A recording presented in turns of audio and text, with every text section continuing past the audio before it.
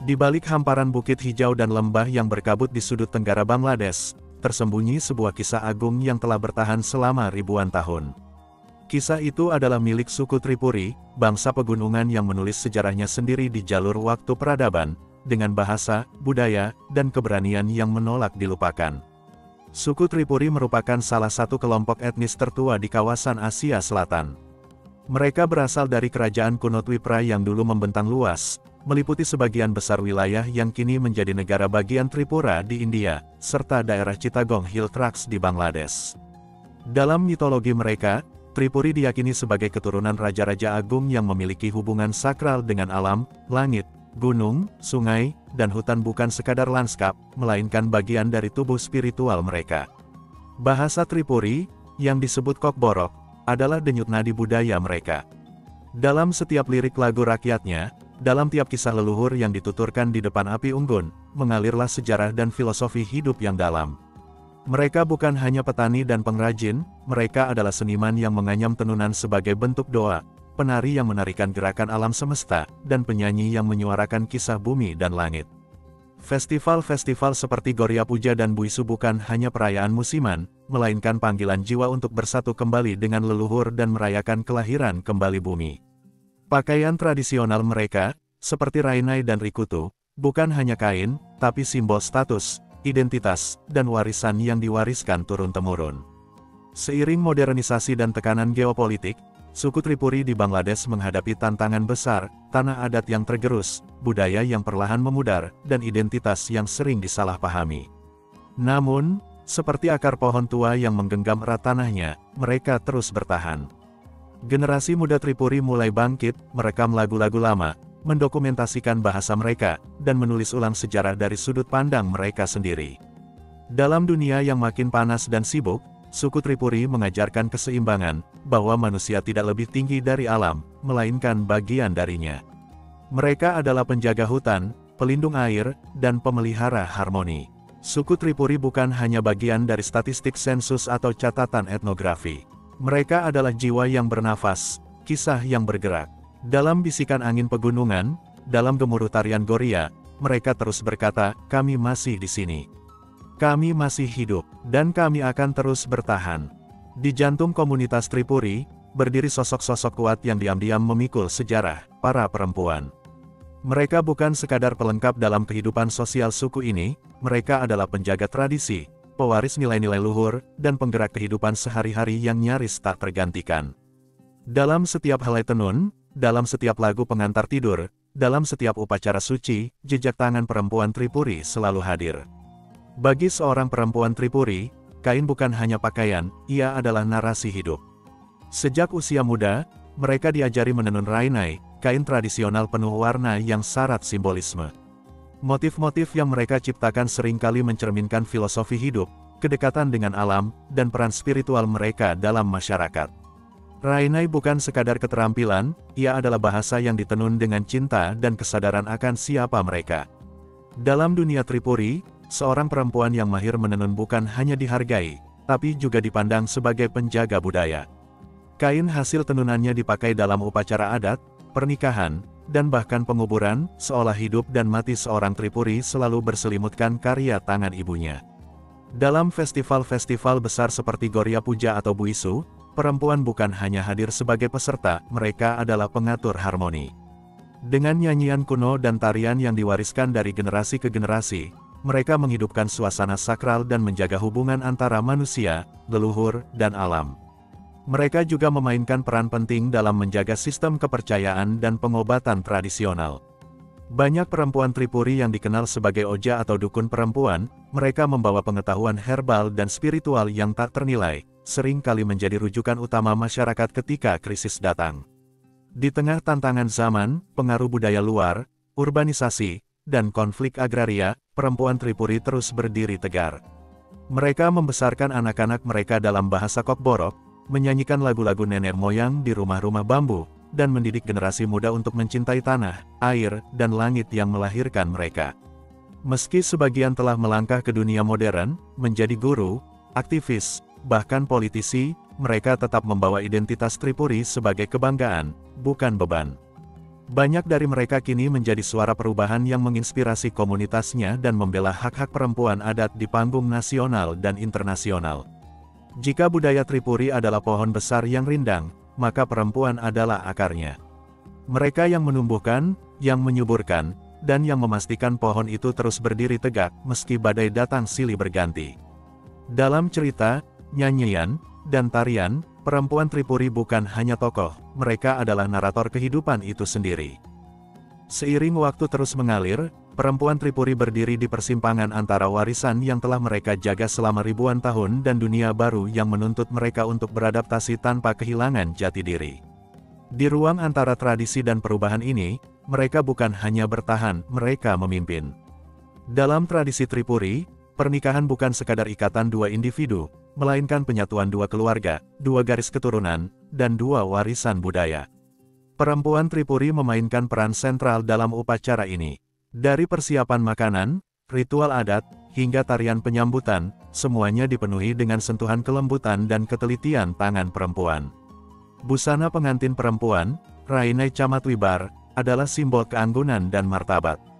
Ditenun secara khusus untuk momen sakral ini, ia mewakili status sosial, keberuntungan, dan keanggunan yang diwariskan dari para leluhur. Dalam pernikahan, perempuan bukan hanya memulai fase baru kehidupan, mereka juga menjadi jembatan yang menghubungkan masa lalu dan masa depan komunitasnya. Perempuan Tripuri adalah penjaga rumah tangga dalam makna yang paling mulia.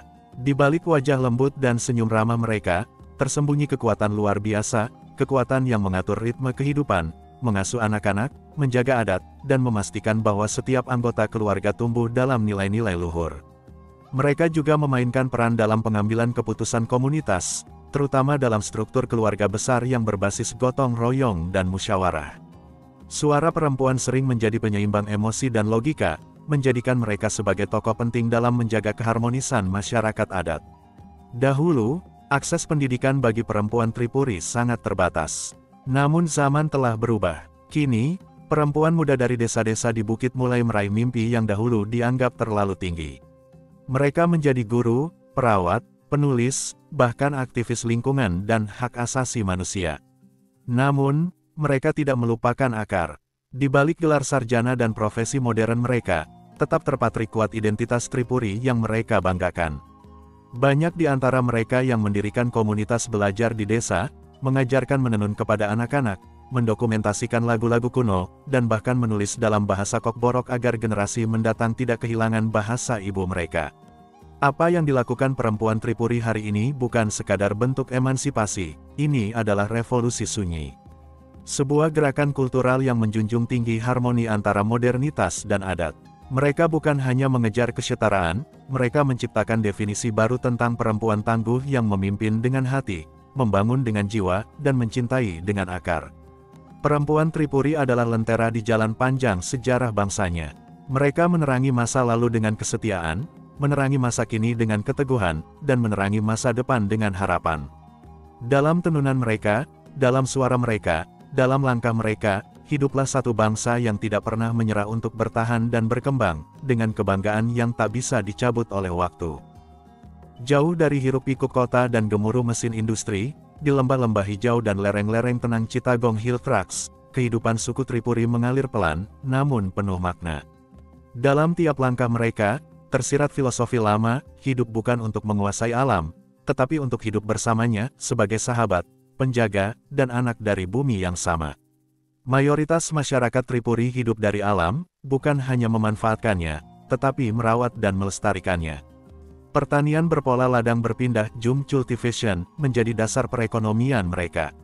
Mereka menanam padi, singkong, kacang, jagung, dan berbagai jenis sayuran secara organik. Tanpa traktor, tanpa pestisida sintetis, mereka hanya menggunakan alat tradisional dan pengetahuan turun-temurun. Hutan bukan hanya tempat mencari kayu atau berburu, ia adalah rumah spiritual. Dari sana mereka mengambil ramuan obat, getah untuk pengobatan, dan tanaman liar untuk dimakan. Semuanya dilakukan dengan batas dan tata cara adat, agar hutan tidak rusak, agar roh penjaganya tetap tenang. Masyarakat Tripuri hidup dalam komunitas yang sangat terikat satu sama lain. Rumah-rumah mereka yang terbuat dari bambu dan kayu, dibangun di atas tiang, berjejer di atas perbukitan, bukan hanya indah, tetapi juga fungsional untuk menghadapi cuaca ekstrim dan binatang buas. Dalam satu desa, semua orang saling mengenal. Ketika satu keluarga panen, tetangga datang membantu. Ketika ada pernikahan atau kematian, semua ikut terlibat. Tidak ada rasa "aku" yang mendominasi, semua adalah "kita". Rasa kolektivitas inilah yang membuat mereka mampu bertahan dari kerasnya perubahan zaman dan tekanan dari luar. Namun, kehidupan mereka tidak selalu tenang. Banyak suku Tripuri menghadapi tekanan karena tanah adat mereka sering diklaim oleh pihak luar, pembangunan merambah ke desa, dan gaya hidup modern perlahan masuk. Tapi mereka tak tinggal diam. Banyak komunitas Tripuri kini mulai mengorganisir diri, membentuk koperasi tani, membuat sekolah berbasis budaya, dan menghidupkan kembali tradisi melalui festival dan media sosial. Mereka juga mulai mengenali pentingnya dokumentasi.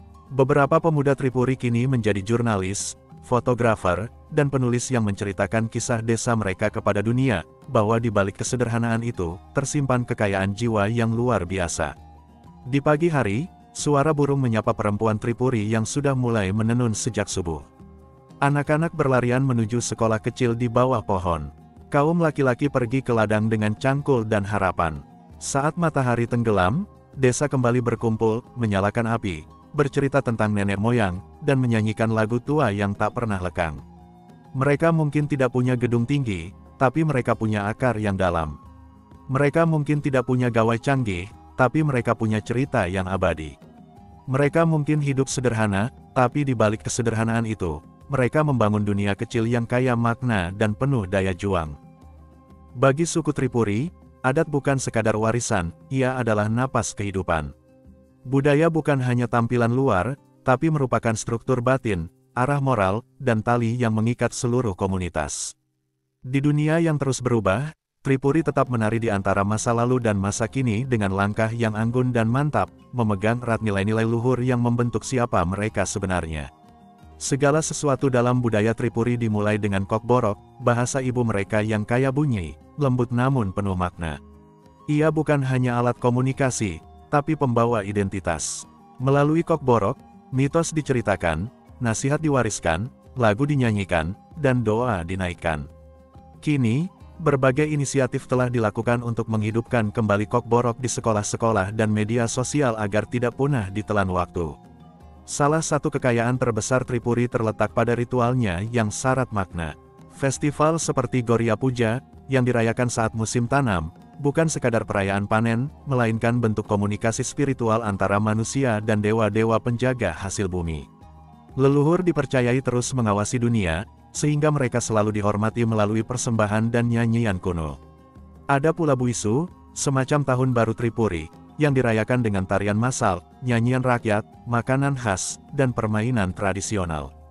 Saat festival ini tiba, seluruh komunitas berkumpul, mengenakan pakaian adat yang paling indah, dan menari di tengah desa, bukan untuk pertunjukan, tapi sebagai ungkapan syukur dan cinta terhadap kehidupan.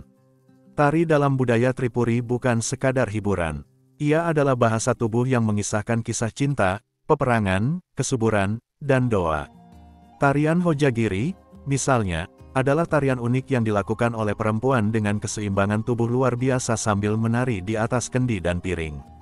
Setiap gerakan mengandung filosofi tentang keharmonisan, keseimbangan hidup, dan keanggunan perempuan.